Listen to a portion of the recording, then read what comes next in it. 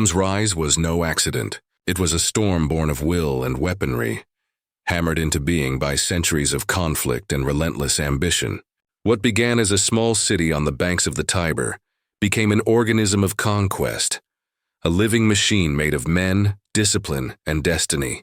Its legions were not just soldiers, they were extensions of the empire's will, iron nerves moving in perfect unison. To face Rome was not merely to face an army, it was to confront inevitability itself. But the empire did not thrive on courage alone. It thrived on something far darker, fear. The Romans understood what few civilizations ever have, that terror, properly used, is more effective than any sword. Walls could be rebuilt, armies could regroup, but once fear took root in the human heart, it spread like wildfire.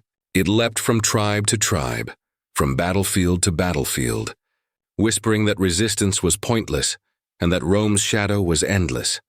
When their enemies spoke of Rome, they did not speak of laws or forums or marble arches.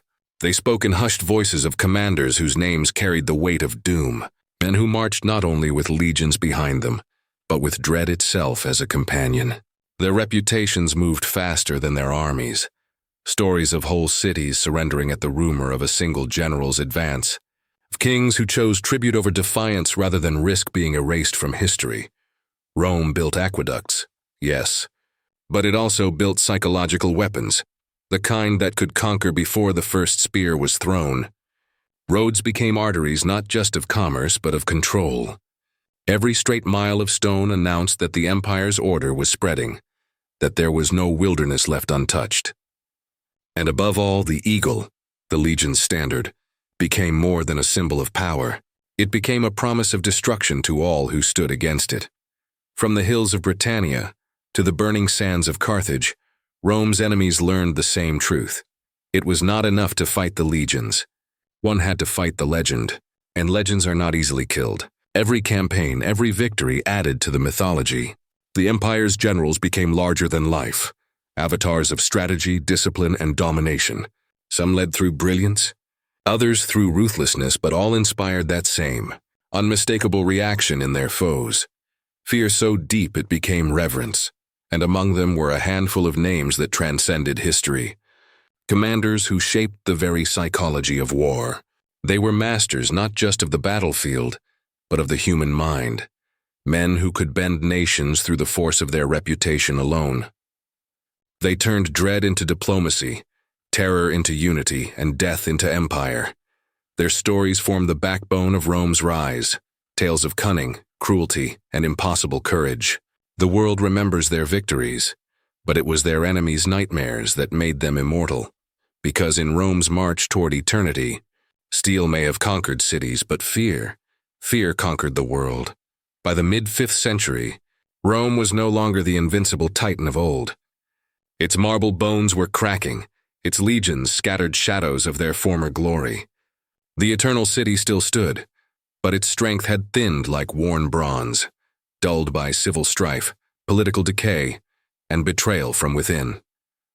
The Western Empire was a wounded giant, staggering under the weight of its own history. Then, across the plains of Europe came the sound of thunder, not from the heavens, but from hoofbeats. The Huns had come. Led by Attila, the self-proclaimed scourge of God, the Hunnic horde descended upon the civilized world like an unstoppable plague. Cities burned overnight, rivers ran red. Refugees flooded south, whispering tales of a force that moved faster than thought and struck harder than storms. They spoke of horsemen who rode like ghosts, arrows blotting out the sun, and villages erased before dawn. Rome, gasping for air, needed a savior, someone not only capable of fighting Attila, but of understanding him. And that man was Flavius Aetius. Once he had been a hostage among the very barbarians he would one day face, a pawn traded between Goths and Huns during Rome's uneasy diplomacy. But captivity had not broken him. It had educated him. He learned their languages, their customs, their tempers. He understood their rhythm, their chaos, and most importantly, their fear. Aetius carried that knowledge back to Rome like a secret weapon. When Attila swept over the Rhine in 451 AD, Aetius did not have the luxury of a pure Roman army.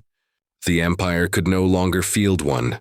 What he assembled instead was a desperate coalition, Visigoths, Burgundians, Franks, Alans, tribes that had once fought each other as bitter enemies. Through persuasion, calculation, and the subtle use of fear itself, Aetius forged them into a single purpose: survival.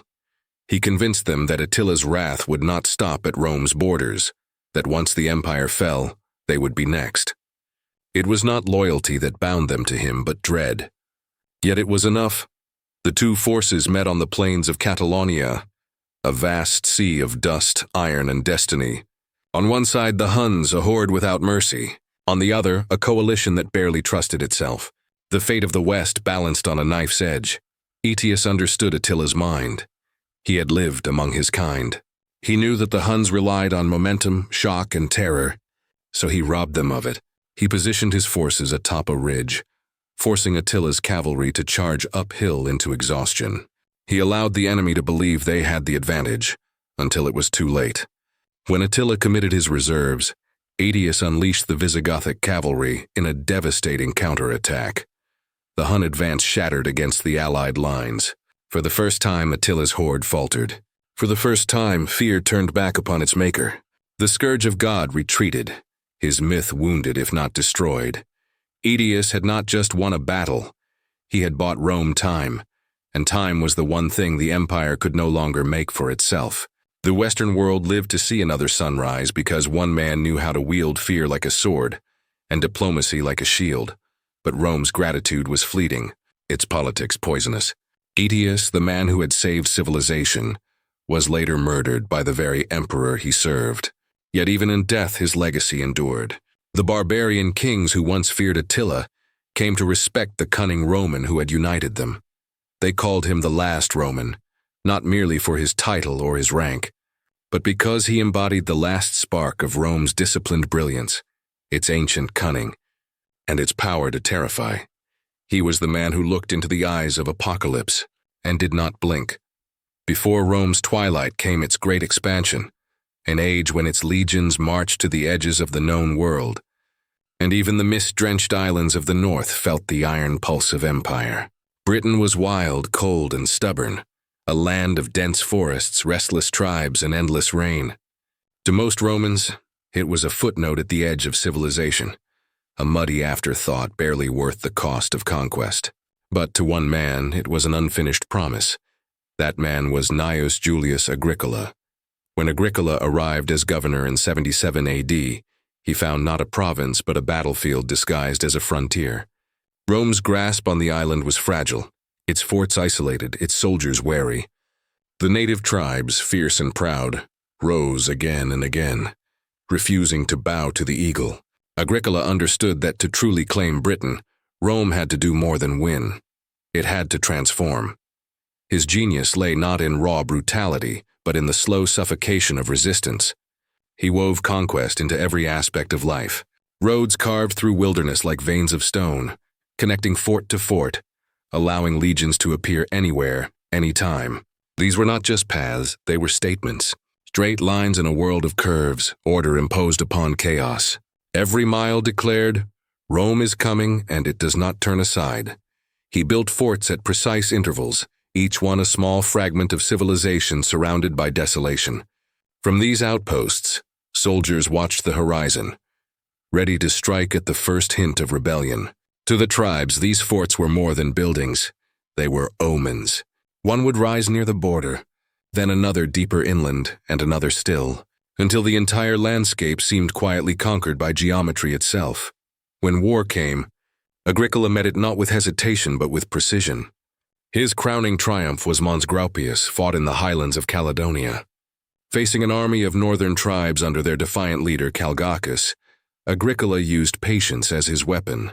He let the barbarians exhaust themselves against his disciplined ranks, then crushed them in a counterattack that broke their spirit. The victory was total, but Agricola's true conquest began afterward.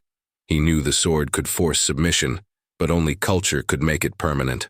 He encouraged the native elites to send their sons to Roman schools, to learn Latin, rhetoric, and law.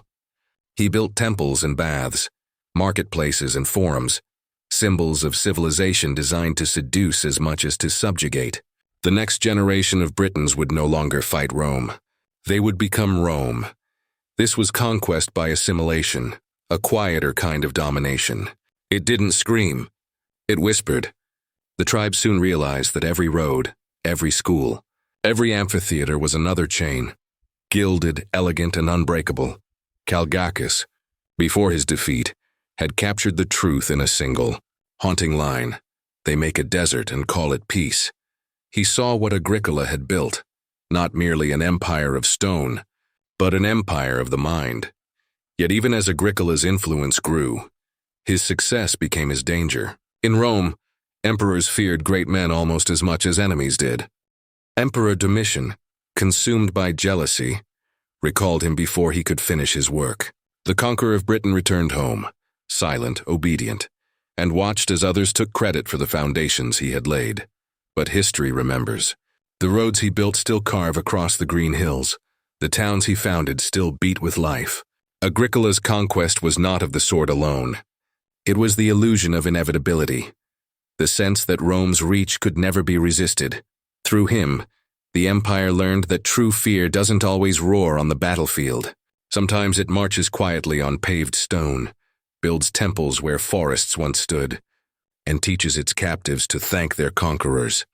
In the end, Agricola's Britain was not merely occupied, it was transformed.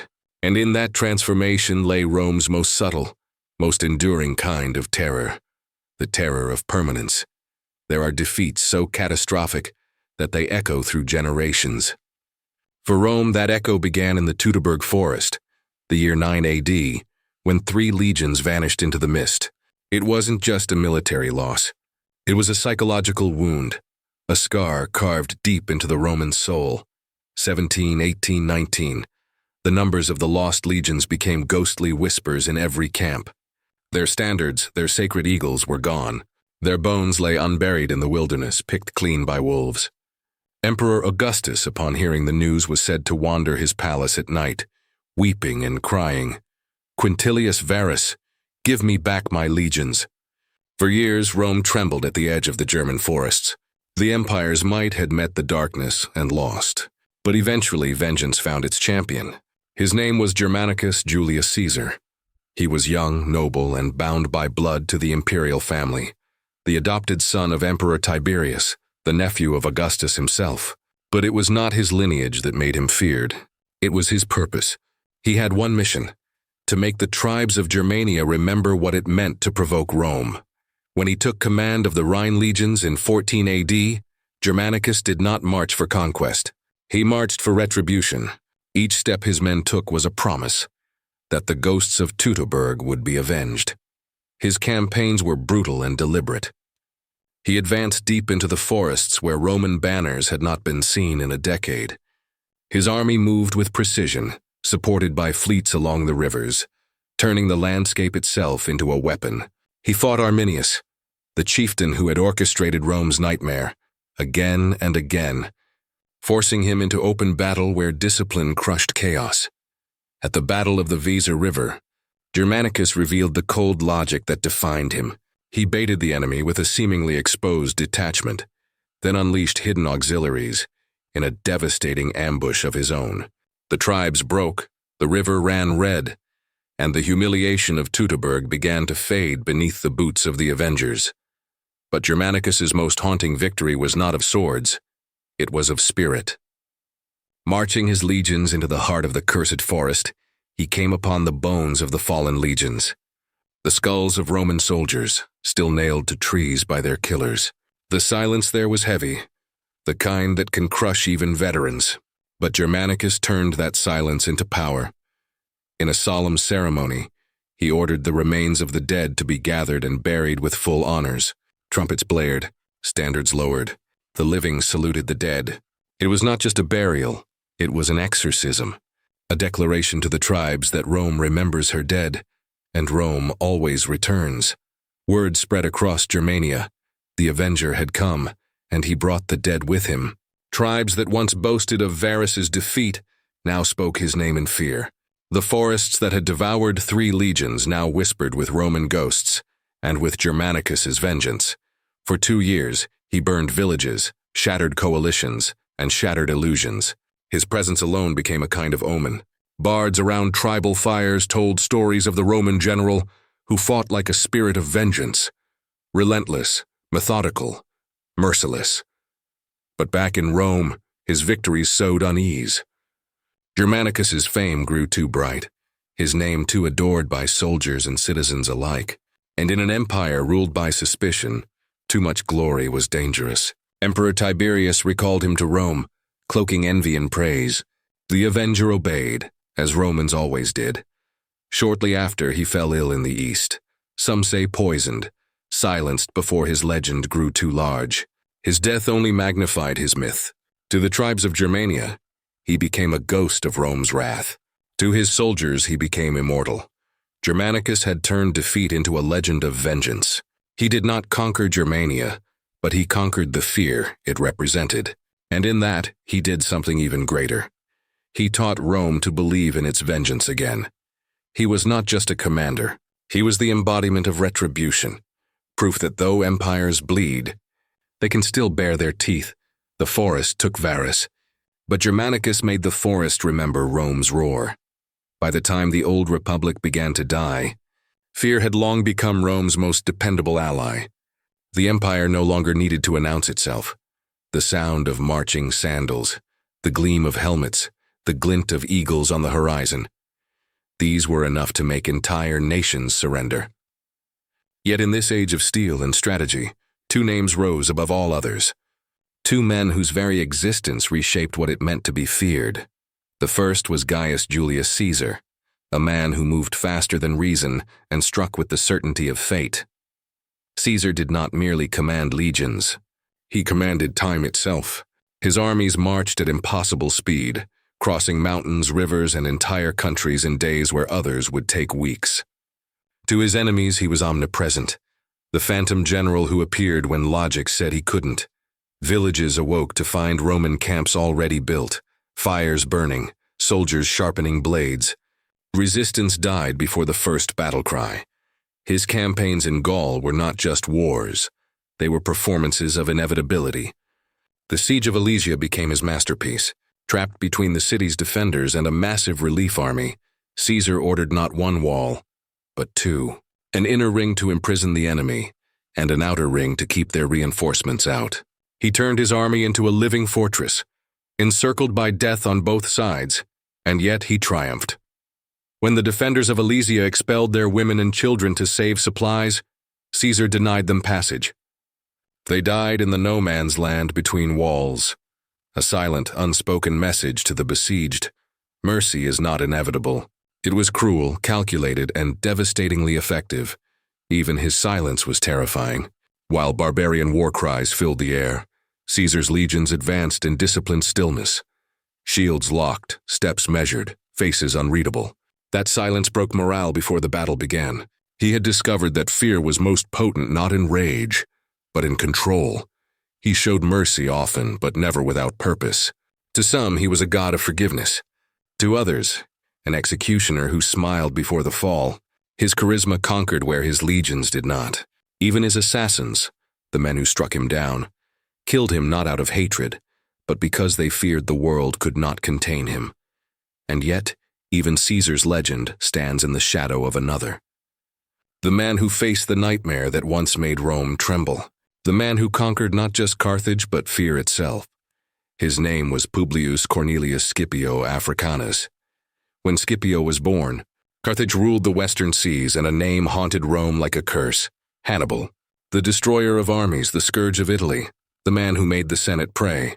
Hannibal's victories at Trebia, Trasimene, and Cannae had shattered Rome's invincibility.